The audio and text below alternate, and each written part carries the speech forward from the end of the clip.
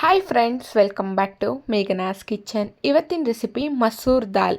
ಒಂದೊಳ್ಳೆ ದಾಲ್ ರೆಸಿಪಿನ ನಾನು ನಿಮ್ಮ ಜೊತೆ ಶೇರ್ ಮಾಡ್ತಾ ಇದ್ದೀನಿ. ಕಡಿಮೆ ಸಮಯದಲ್ಲಿ ಮತ್ತು ಕಡಿಮೆ ಪದಾರ್ಥಗಳನ್ನು ಬಳಸ್ಕೊಂಡ್ಬಿಟ್ಟು ರುಚಿಯಾಗಿ ಸಿಂಪಲ್ಲಾಗಿ ಈ ದಾಲನ್ನು ಮಾಡ್ಕೊಳ್ಬೋದು.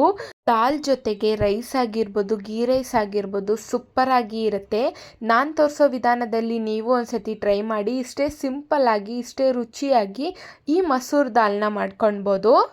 ಕ್ವಿಕ್ಕಾಗಿ ಸಿಂಪಲ್ಲಾಗಿ ಯಾವ ರೀತಿ ಮಸೂರ್ ದಾಲ್ ಮಾಡೋದು ಅಂತ ನೋಡೋಣ ಬನ್ನಿ. 1 ಕಪ್ ಆಗೋಷ್ಟು ತೊಗರಿಬೇಳೆನ ತಗೊಳ್ತಾ ಇದ್ದೀನಿ. ನೋಡ್ಬೋದು, 1 ಕಪ್ ಆದರೆ ಸಾಕು. ಸ್ವಲ್ಪ ತೊಗರಿಬೇಳೆನ ತಗೊಳ್ಬೇಕಾಗತ್ತೆ.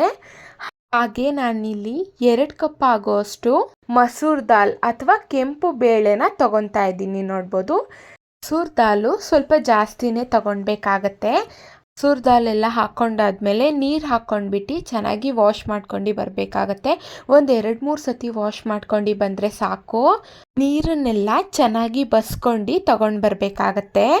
ನೋಡ್ಬೋದು, ನೀರನ್ನೆಲ್ಲ ಬಸ್ಕೊಂಡು ಚೆನ್ನಾಗಿ ವಾಶ್ ಮಾಡ್ಕೊಂಡು ಬಂದಿದ್ದೀನಿ. ಈ ರೀತಿ ಇದ್ದರೆ ಸಾಕು. ಇದನ್ನು ನಾವು ಸೈಡಿಗೆ ಎತ್ತಿಟ್ಕೊಳ್ಳೋಣ. ಫಸ್ಟಿಗೆ ನಾವು ಬೇಳೆನ ಚೆನ್ನಾಗಿ ಬೇಯಿಸ್ಕೊಳ್ಬೇಕಾಗತ್ತೆ. ಕುಕ್ಕರ್ನ ತಗೊಂಡಿದ್ದೀನಿ. ಕುಕ್ಕರ್ಗೆ ನಾವೇನು ಚೆನ್ನಾಗಿ ವಾಶ್ ಮಾಡಿ ಮಸೂರ್ ದಾಲು ಮತ್ತು ತೊಗರಿಬೇಳೆನ ತೊಗೊಂಡಿದ್ವೋ ಅದನ್ನೆಲ್ಲ ಹಾಕ್ಕೊಂಡಿದ್ದೀನಿ. ನೋಡ್ಬೋದು, ಈ ರೀತಿ ಹಾಕ್ಕೊಂಡು ನೀರನ್ನ ಹಾಕ್ಕೊಳ್ಬೇಕಾಗತ್ತೆ. ನೀರು ಬೇಳೆ ಬೇಯೋದಕ್ಕೆ ಎಷ್ಟು ಬೇಕೋ ನೀರು ಅಷ್ಟನ್ನ ಹಾಕ್ಕೊಳ್ಬೇಕಾಗತ್ತೆ. ನಾನಿಲ್ಲಿ 2 ಗ್ಲಾಸಷ್ಟು ನೀರನ್ನ ಹಾಕ್ಕೊತಾ ಇದ್ದೀನಿ. ಹಾಗೆ ರುಚಿಗೆ ತಕ್ಕಷ್ಟು ಉಪ್ಪನ್ನ ಹಾಕ್ಕೊತಾ ಇದ್ದೀನಿ. ಹಾಗೆ 1 ಸ್ಪೂನು ಅರಿಶಿನ ಪುಡಿನ ಹಾಕ್ಕೊತಾ ಇದ್ದೀನಿ. ಹಾಗೆ 1 ಸ್ಪೂನು ಖಾರದ ಪುಡಿನ ಹಾಕ್ಕೊತಾ ಇದ್ದೀನಿ. ಖಾರ ಎಷ್ಟು ಬೇಕೋ ನೋಡ್ಕೊಂಡ್ಬಿಟ್ಟು ಹಾಕ್ಕೊಳ್ಳಿ. ಇದನ್ನೆಲ್ಲ ಹಾಕ್ಕೊಂಡು ಈ ರೀತಿ ಚೆನ್ನಾಗಿ ಮಿಕ್ಸ್ ಮಾಡ್ಕೊಳ್ಬೇಕಾಗತ್ತೆ. ಈ ರೀತಿ ಮಿಕ್ಸ್ ಮಾಡ್ಕೊಂಡಾದ್ಮೇಲೆ ಇದಕ್ಕೆ ನಾನು 1 ಸ್ಪೂನಷ್ಟು ಎಣ್ಣೆನ ಹಾಕ್ಕೊತಾ ಇದ್ದೀನಿ. ಎಣ್ಣೆ ಹಾಕ್ಕೊಂಡು ಚೆನ್ನಾಗಿ 2-3 ವಿಜಿಲ್ ಆಗೋದಕ್ಕೆ ಬಿಡಬೇಕಾಗತ್ತೆ. ಹಾಲ್ಗೆ ಇವಾಗ ಒಂದೊಳ್ಳೆ ಮಸಾಲೆನ ರೆಡಿ ಮಾಡ್ಕೊಳ್ಳೋಣ.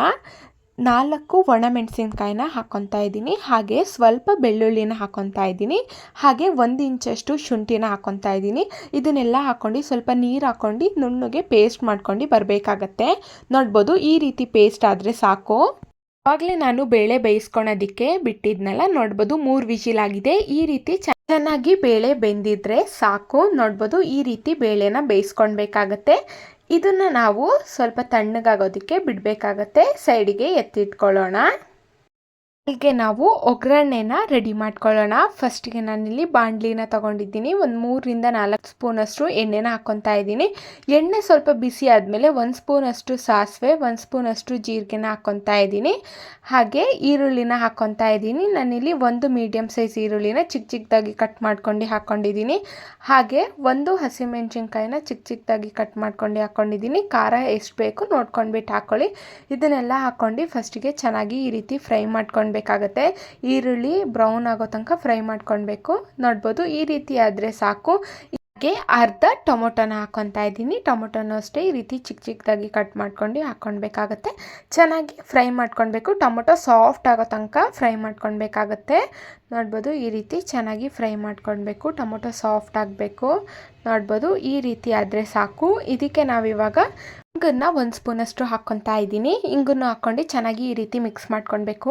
ಈರುಳ್ಳಿ ಮತ್ತು ಟೊಮೊಟೊ ಎಲ್ಲ ಸಾಫ್ಟ್ ಆಗೋ ತನಕ, ಈರುಳ್ಳಿ ಎಲ್ಲ ಹಸಿ ವಾಸನೆ ಹೋಗೋ ತನಕ ಚೆನ್ನಾಗಿ ಫ್ರೈ ಮಾಡ್ಕೊಳ್ಬೇಕಾಗತ್ತೆ.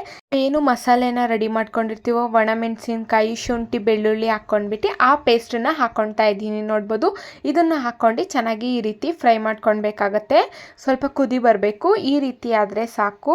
ಈ ರೀತಿ ಚೆನ್ನಾಗಿ ಕುದಿ ಬಂದರೆ ಸಾಕು. ಇದಕ್ಕೆ ನಾವಿವಾಗ ರುಚಿಗೆ ತಕ್ಕಷ್ಟು ಉಪ್ಪನ್ನ ಹಾಕ್ಕೊತಾ ಇದ್ದೀನಿ. ನೋಡ್ಕೊಂಡ್ಬಿಟ್ಟು ಉಪ್ಪು ಹಾಕ್ಕೊಳ್ಳಿ. ಹಾಗೆ 1 ಸ್ಪೂನಷ್ಟು ಧನಿಯಾ ಪೌಡರ್ನ ಹಾಕ್ಕೊತಾ ಇದ್ದೀನಿ. ಹಾಗೆ 1 ಚಿಟಿಕೆ ಆಗೋಷ್ಟು ಅರಿಶಿನ ಹಾಕ್ಕೊತಾ ಇದ್ದೀನಿ. ಇದನ್ನೆಲ್ಲ ಹಾಕ್ಕೊಂಡು ಚೆನ್ನಾಗಿ ಈ ರೀತಿ ಮಿಕ್ಸ್ ಮಾಡ್ಕೊಳ್ಬೇಕಾಗತ್ತೆ. ಈ ರೀತಿ ಮಿಕ್ಸ್ ಮಾಡ್ಕೊಂಡಾದ್ಮೇಲೆ ಇದಕ್ಕೆ ನಾವು ಏನು ಬೇಳೆನ ಬೇಯಿಸಿ ಇಟ್ಕೊಂಡಿರ್ತೀವೋ ಅದನ್ನು ಹಾಕ್ಕೊತಾ ಇದ್ದೀನಿ. ನೋಡ್ಬೋದು, ಚೆನ್ನಾಗಿ ಮಿಕ್ಸ್ ಮಾಡ್ಕೊಳ್ಬೇಕಾಗತ್ತೆ. ಈ ರೀತಿ ಕರೆಕ್ಟಾಗಿ ನಾವೇನು ಒಗ್ಗರಣೆನ ಮಾಡ್ಕೊಂಡಿರ್ತೀವೋ ಅದೆಲ್ಲ ಕರೆಕ್ಟಾಗಿ ಈ ರೀತಿ ಮಿಕ್ಸ್ ಮಾಡ್ಕೊಳ್ಬೇಕಾಗತ್ತೆ. ನೋಡ್ಬೋದು, ಈ ರೀತಿ ಮಿಕ್ಸ್ ಮಾಡಿಕೊಂಡ್ರೆ ಸಾಕು. ಚೆನ್ನಾಗಿ ಕುದಿಯೋದಕ್ಕೆ ಬಿಡಬೇಕಾಗತ್ತೆ. ನಾನಿಲ್ಲಿ 1 ಗ್ಲಾಸಷ್ಟು ನೀರನ್ನ ಹಾಕ್ಕೊಂಡ್ಬಿಟ್ಟು ಚೆನ್ನಾಗಿ ಈ ರೀತಿ ಕುದಿಯೋದಕ್ಕೆ ಬಿಡ್ತಾ ಇದ್ದೀನಿ. ನಿಮಗೆ ನೀರು ಎಷ್ಟು ಬೇಕೋ ಅಷ್ಟು ಹಾಕ್ಕೊಳ್ಳಿ. ದಾಲ್ ಅಂದರೆ ಸ್ವಲ್ಪ ಗಟ್ಟಿ ಕನ್ಸಿಸ್ಟೆನ್ಸಿಯಲ್ಲೇ ಇರಬೇಕು. 1 ಗ್ಲಾಸಷ್ಟು ನೀರು ಹಾಕ್ಕೊಂಡು ಚೆನ್ನಾಗಿ ಈ ರೀತಿ ಕುದಿದ್ರೆ ಸಾಕು. ಅದು ಸ್ವಲ್ಪ ಗಟ್ಟಿ ಆಗ್ತಾ ಬರುತ್ತೆ. ನೋಡ್ಬೋದು, ಈ ರೀತಿ ಕುದಿಬೇಕಾಗತ್ತೆ. ಈ ರೀತಿ ಆದರೆ ದಾಲು ರೆಡಿಯಾಗಿದೆ ಅಂತ. ನೋಡ್ಬೋದು ಮೇಲ್ಗಡೆ ನಾನು ಕೊತ್ತಂಬರಿ ಸೊಪ್ಪನ್ನು ಹಾಕ್ಕೊತಾ ಇದ್ದೀನಿ. ಎಷ್ಟು ಸೂಪರಾಗಿ ದಾಲ್ ರೆಡಿಯಾಗಿದೆ ಅಂತ ನೋಡ್ಬೋದು. ಇದನ್ನು ನೀವು ರೈಸ್ ಆಗಿರ್ಬೋದು, ಗೀ ರೈಸ್ ಆಗಿರ್ಬೋದು ಸೂಪರಾಗಿ ಇರುತ್ತೆ. ಈ ವಿಧಾನದಲ್ಲಿ ನೀವು ಒಂದ್ಸತಿ ಟ್ರೈ ಮಾಡಿ. ಇಷ್ಟೇ ಸಿಂಪಲ್ಲಾಗಿ ಟೇಸ್ಟಿಯಾಗಿ ಮಸೂರ್ ದಾಲ್ನ ಮಾಡ್ಕೊಳ್ಬೋದು. ಕಡಿಮೆ ಸಮಯದಲ್ಲಿ ಮತ್ತು ಕಡಿಮೆ ಪದಾರ್ಥಗಳನ್ನು ಬಳಸ್ಕೊಂಡ್ಬಿಟ್ಟು ಈಸಿಯಾಗಿ ಈ ದಾಲ್ನ ಮಾಡ್ಕೊಳ್ಬೋದು. ನೋಡ್ಬೋದು ಎಷ್ಟು ಸೂಪರಾಗಿ ದಾಲ್ ರೆಡಿಯಾಗಿದೆ ಅಂತ. ಇವಾಗ ನಾನು ಸರ್ವ್ ಮಾಡ್ಕೊತಾ ಇದ್ದೀನಿ ಗೀ ರೈಸ್ ಜೊತೆಗೆ. ಎಷ್ಟು ಸೂಪರಾಗಿ ದಾಲ್ ರೆಡಿಯಾಗಿದೆ ಅಂತ ನೋಡ್ಬೋದು. ಈ ರೆಸಿಪಿ ಏನಾದರೂ ಇಷ್ಟ ಆದರೆ like, share, comment and subscribe. Thank you for watching. ಇದೇ ರೀತಿ ಸಿಂಪಲ್ ಆ್ಯಂಡ್ ಈಸಿ ರೆಸಿಪಿಗಾಗಿ ಮೇಘನಾಸ್ ಕಿಚನ್ನ ಸಬ್ಸ್ಕ್ರೈಬ್ ಮಾಡ್ಕೊಳ್ಳಿ. ಹಾಗೆ ಪಕ್ಕದಲ್ಲೇ ಕಾಣುವ ಬೆಲ್ಲೈಕನ್ನು ಕ್ಲಿಕ್ ಮಾಡಿ.